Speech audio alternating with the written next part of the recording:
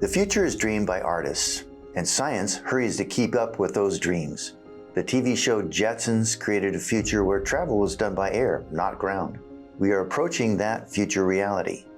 A vertical takeoff and landing vehicle, or VTOL, is possibly the end game in this future.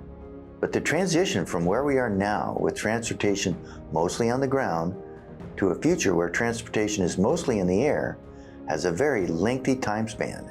VTOL creators like to focus on the end goal and tend to ignore the transition that could likely be over 50 years before we could have VTOLs dotting the skies in all major cities, with the massive infrastructure required to make this a large-scale reality. To take advantage of a VTOL, there have to be the places to take off and land near all of the places you want to go: stores, housing, recreational sites, etc. The amount of infrastructure required is mind-boggling. It will be almost a complete rebuild of our cities. There can be many steps along the way, but the opposition is likely to be huge. Something to compare this to would be the efforts to install light rail in many states.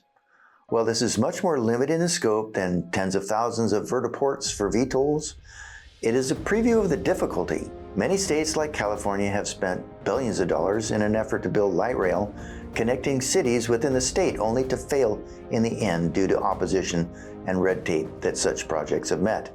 While the VTOL future is the ultimate goal, flying cars that can operate either on ground or air are a many-decade necessity and will be the true solution to this transition, especially for intracity and regional travel, where the ability to fly long distances quickly and then be mobile on the ground once there is important.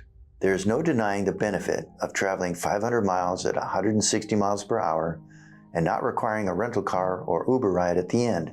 Using unleaded autogas rather than leaded aviation gas, a flying car accomplishes what a VTOL cannot do while using the same facilities that a VTOL would be operating from.